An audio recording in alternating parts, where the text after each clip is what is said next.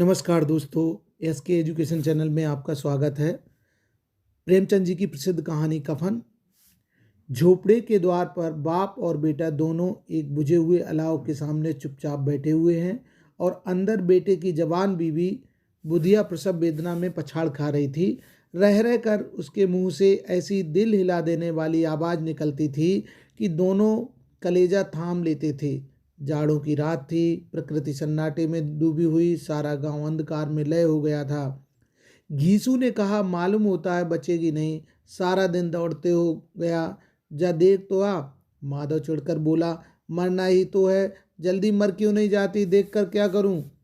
तू बड़ा बेदर्द है बे, साल भर जिसके साथ सुख चैन से रहा उसी के साथ इतनी बेवफाई। तो मुझसे तो उसका तड़पना और हाथ पांव पटकना नहीं देखा जाता। चमारों का कुनबा था और सारे गांव में बदनाम। यीशु एक दिन काम करता तो 3 दिन आराम करता। माधव इतना काम चोर था कि आधे घंटे काम करता तो घंटे भर चिलम पीता, इसलिए उन्हें कहीं मजदूरी नहीं मिलती थी। घर में मुट्ठी भर भी अनाज मौजूद हो तो उनके लिए काम करने की कसम थी। जब 2-4 फाके हो जाते तो घीसू पेड़ पर चढ़कर लकड़ियाँ तोड़ लाता और माधव बाजार से बेच लाता। और जब तक वह पैसे रहते दोनों इधर उधर मारे मारे फिरते। गांव में काम की कमी ना थी, किसानों का गांव था, मेहनती आदमी के लिए 50 काम थे, मगर इन दोनों को उसी वक्त बुलाते जब 2 आदमियों से एक का काम पाकर भी संतोष कर लेने के सिवा और कोई चारा ना होता। अगर दोनों साधु होते तो उन्हें संतोष और धैर्य के लिए संयम और नियम की बिल्कुल ज़रूरत ना होती। यह तो इनकी प्रकृति थी। विचित्र जीवन था इनका। घर में मिट्टी के 2-4 बर्तन के सिवा कोई संपत्ति नहीं। फटे चीथड़ों से अपनी नग्नता को ढांके हुए जिए जाते थे। संसार की चिंताओं से मुक्त, कर्ज से लदे हुए, गालियां भी खाते थे, मार भी खाते थे, मगर कोई गम नहीं। दीन इतने की वसूली की बिल्कुल आशा न रहने पर भी लोग इन्हें कुछ न कुछ कर्ज दे देते थे। मटर आलू की फसल में दूसरों के खेतों से मटर या आलू उखाड़ लाते और भून बांध कर खा लेते, या 10-5 ऊख उखाड़ लाते और रात को चूसते। घीसू ने इसी आकाश वृत्ति से 60 साल की उम्र काट दी और माधव भी सपूत बेटे की तरह बाप के ही पद चिन्हों पर चल रहा था, बल्कि उसका नाम और भी उजागर कर रहा था। इस वक्त भी दोनों अलाव के सामने बैठकर आलू भून रहे थे, जो कि किसी खेत से खोद लाए थे। घीसू की स्त्री का तो बहुत दिन हुए देहांत हो गया था। माधव का ब्याह पिछले साल हुआ था। जब से औरत आई थी उसने इस खानदान में व्यवस्था की नींव डाली थी और इन दोनों बेगैरतों को दोजक भरती रहती थी। जब से वह आई यह दोनों और भी आराम तलब हो गए थे, बल्कि कुछ अकड़ने भी लगे थे। कोई कार्य करने को बुलाता तो निब्रास भाव से दुगनी मजदूरी मांगते। वही औरत आज प्रसव वेदना से मर रही थी और ये दोनों इसी इंतजार में थे कि वह मर जाए तो आराम से सोएं। घीसू ने आलू निकाल कर छीलते हुए कहा, जाकर देख तो आ, क्या दशा है उसकी, चुड़ैल का फिसाद होगा और क्या। यहाँ तो ओझा भी 1 रुपया मांगता है। माधव को भय था कि वह कोठरी में गया तो घीसू अर्थात उसका बाप आलूओं का बड़ा भाग साफ कर देगा। बोला, मुझे वहाँ जाने से डर लगता है। डर किस बात का, मैं तो यहाँ हुई, तो तुम ही जाकर देखो ना। मेरी औरत जब मरी थी तो मैं 3 दिन तक उसके पास से हिला नहीं, और फिर मुझसे लजाएगी कि नहीं। जिसका कभी मुंह नहीं देखा आज उसका उगड़ा हुआ बदन देखूं, उसे तन की सुध भी तो ना होगी। मुझे देख लेगी तो खुलकर हाथ पांव भी ना पटक सकेगी। मैं सोचता हूँ कोई बाल बच्चा हुआ तो क्या होगा, सोट गोड़ तेल कुछ भी तो नहीं है घर में, सब कुछ आ जाएगा भगवान दे तो। जो लोग अभी 1 पैसा नहीं दे रहे हैं वे ही कल बुलाकर रुपए देंगे। मेरे 9 लड़के हुए, घर में कभी कुछ ना था, मगर भगवान ने किसी न किसी तरह बेड़ा पार ही लगाया। जिस समाज में रात दिन मेहनत करने वालों की हालत उनकी हालत से कुछ बहुत अच्छी ना थी, और किसानों के मुकाबले में वे लोग जो किसानों की दुर्बलताओं से लाभ उठाना जानते थे कहीं ज़्यादा संपन्न थे, वहाँ इस तरह की मनोवृत्ति का पैदा हो जाना कोई अचरज की बात ना थी। हम तो कहेंगे घीसू किसानों से कहीं ज़्यादा विचारवान था, और किसानों के विचार शून्य समूह में शामिल होने के बदले बैठकबाजों की कुत्सित मंडली में जा मिला था। हाँ, उसमें यह शक्ति ना थी कि बैठकबाजों के नियम और नीति का पालन करता। इसलिए जहाँ उसकी मंडली और गांव के लोग लोग सरगना मुखिया बने हुए थे, उस पर सारा गांव उंगली उठाता था। फिर भी उसे यह तस्कीन तो थी कि अगर वह फटे हाल है तो कम से कम उसे किसानों की इसी जी तोड़ मेहनत तो नहीं करनी पड़ती, और उसकी सरलता और निर्भीकता से दूसरे लोग बेजा फ़ायदा तो नहीं उठाते। दोनों आलू निकाल निकाल कर जलते जलते खाने लगे। कल से कुछ नहीं खाया था, इतना सब्र ना था कि ठंडा हो जाने दें। कई बार दोनों की जवानें जल गईं। छिल जाने पर आलू का बाहरी हिस्सा जवान हलक और तालू को जला देता था, और उस अंगारे को मुंह में रखने से ज़्यादा खैरियत इसी में थी कि वह अंदर पहुंच जाए।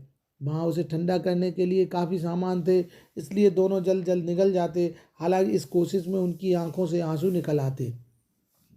घीसू को उस वक्त ठाकुर की बारात याद आई जिसमें 20 साल पहले वह गया था। उस दावत में उसे जो तृप्ति मिली थी वह उसके जीवन में एक याद रखने लायक बात थी, और आज भी उसकी याद ताज़ी थी। बोला वह भोज ना नहीं भूलता। तब से फिर उस तरह का खाना और भरपेट नहीं मिला। लड़की वालों ने सबको भरपेट पूड़ियाँ खिलाई थी। सबको, छोटे बड़े, सबने पूड़ियाँ खाईं। असली घी की चटनी, रायता, 3 तरह के सूखे साग और रसेदार तरकारी, दही, चटनी, मिठाई। अब क्या बताऊं कि उस भोज में क्या स्वाद मिला। कोई रोक टोक नहीं थी। जो चीज़ चाहो मांगो, जितना खाओ खाओ। लोगों ने ऐसा खाया कि किसी से पानी न पिया गया। मगर परोसने वाले हैं कि पत्तल में गरम गरम गोल गोल सुबह से कचौड़ियाँ डाल देते हैं। मना करते हैं कि नहीं चाहिए। पत्तल पर हाथ रोके हुए, मगर वह हैं कि दिए जाते हैं। और जब सब ने मुंह धो लिया तो पान इलायची भी मिली, मगर मुझे पान लेने की कहाँ सुर्ती, खड़ा हुआ ना जाता था। चटपट जाकर अपने कंबल पर लेट गया। ऐसा दिल दरियाव था वह ठाकुर। माधव ने इन पदार्थों का मन ही मन मजा लेते हुए कहा, अब हमें कोई ऐसे भोज में नहीं खिलाता। अब कोई क्या खिलाता, वह जमाना दूसरा था। अब तो सबको किफ़ायत सूझती है। शादी ब्याह में मत खर्च करो, क्रियाक्रम में मत खर्च करो। पूछो गरीबों का माल बटोर बटोर कर कहाँ रखोगे। बटोरने में तो कमी नहीं है, हाँ खर्च में किफ़ायत में सूझती है। तुमने एक 20 पूरियाँ खाई होंगी। 20 से ज़्यादा खाई थी। मैं 50 खा जाता। 50 से कम मैंने ना खाई होंगी। अच्छा पका था। तू तो मेरा आधा भी नहीं है। आलू खाकर दोनों ने पानी पिया और वहीं अलाव के सामने अपनी धोतियां ओढ़कर पांव पेट में डाले सो रहे थे, जैसे दो बड़े बड़े अजगर गेडुलियां मार पड़े हों। और बुधिया अभी तक करा रही थी। सवेरे माधव ने कोठरी में जाकर देखा तो उसकी स्त्री ठंडी हो गई थी। उसके मुंह पर मक्खियां बिनक रही थी। पथराई हुई आंखें ऊपर टंगी थी। सारी देह धूल से लथपथ हो रही थी। उसके पेट में बच्चा मर गया था। माधव भागा हुआ घीसू के पास आया। फिर दोनों जोर जोर से हाय हाय करते और छाती पीटने लगे। पड़ोस वालों ने रोना धोना सुना तो दौड़े हुए आए और पुरानी मर्यादा के अनुसार इन अभागों को समझाने लगे। मगर ज़्यादा रोने पीटने का अवसर ना था। कफन की और लकड़ी की जिक्र करनी थी। घर में तो पैसा इस तरह गायब था जैसे चील के घोंसले से मांस। बाप बेटे रोते हुए गांव के जमींदार के पास गए। वह इन दोनों की सूरत से नफरत करते थे। कई बार इन्हें अपने हाथों से पीट चुके थे। चोरी करने के लिए, वादे पर काम न आने के लिए। पूछा क्या वे घिसुआ रोता क्यों है। अब तो कहीं दिखाई भी नहीं देता। मालूम होता इस गांव में रहना ही नहीं चाहता। घीसू ने जमीन पर सिर रखकर आंखों में आंसू भरे हुए कहा, सरकार बड़ी विपत्ति में हूँ। माधव की घरवाली रात को गुजर गई। रात भर तड़पती रही सरकार। हम दोनों उसके सिरहाने बैठे रहे। दवा दारू जो कुछ हो सका सब कुछ किया। मुद्दा वह हमें दगा दे गई।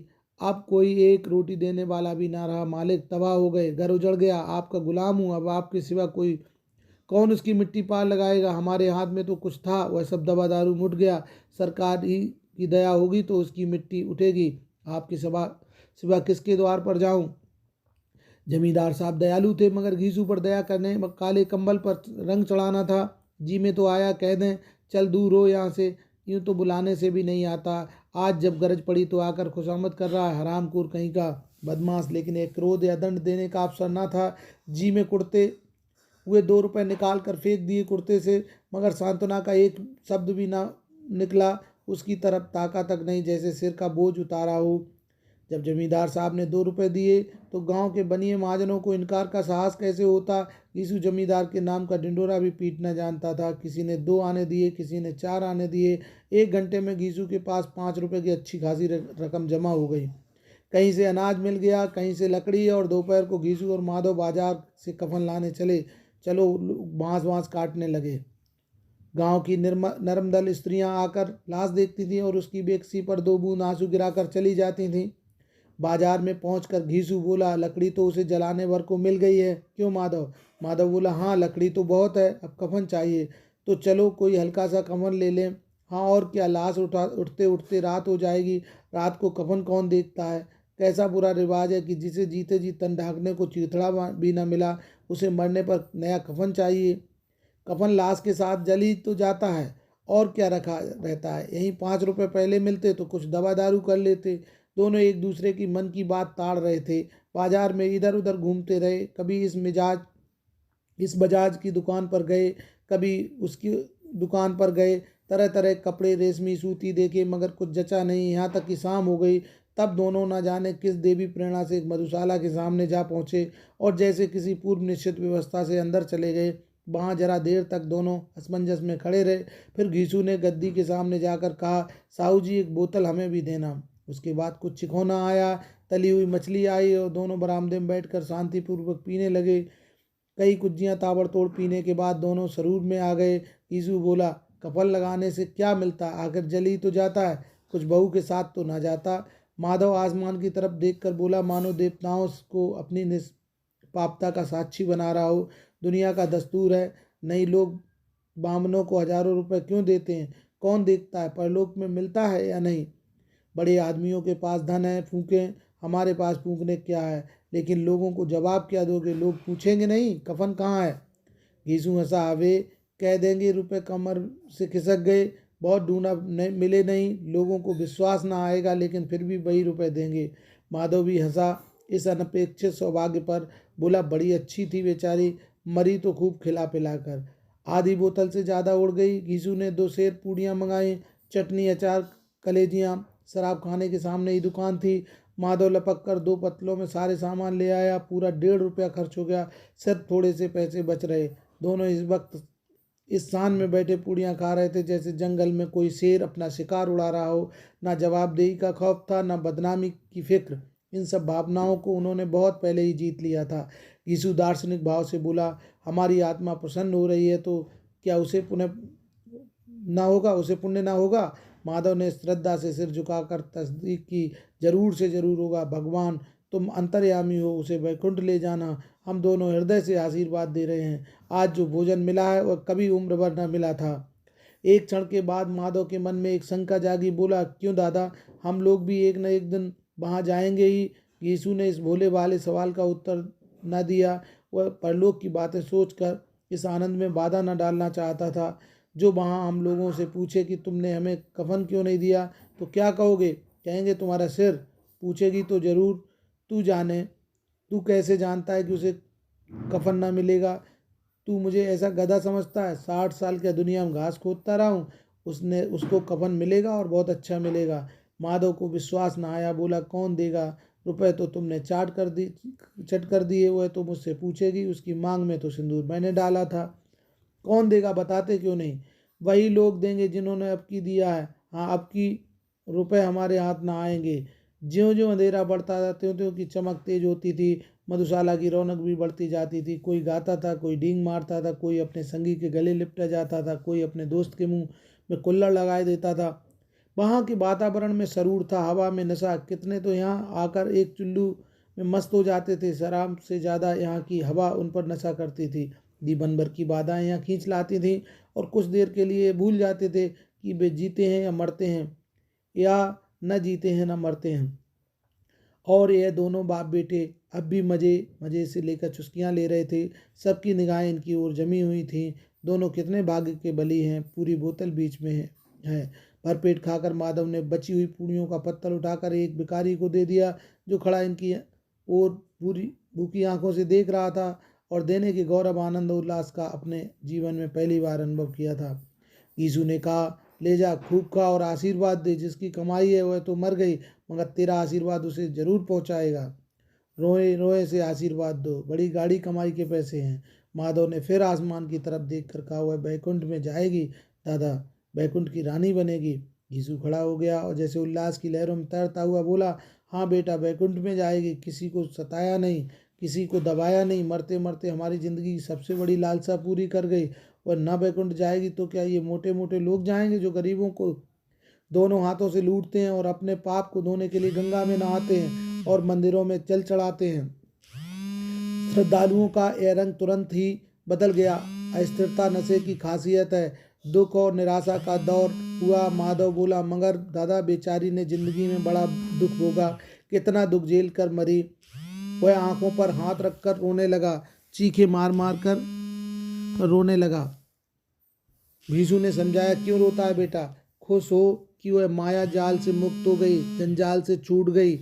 बड़ी भाग्यवान थी वह, इतनी जल्दी माया मोह के बंधन तोड़ दिए। और दोनों खड़े होकर गाने लगे, ठगनी क्यों नैना झमकावे ठगनी। पियक्कड़ों की आंखें इनकी ओर लगी हुई थीं और ये दोनों अपने दिल में मस्त गाए जाते थे। फिर दोनों नाचने लगे, उछले भी, कूदे भी, मटके भी, भाव भी बताए, अभिनय भी किए और आखिर नशे में मस्त होकर वहीं गिर गए।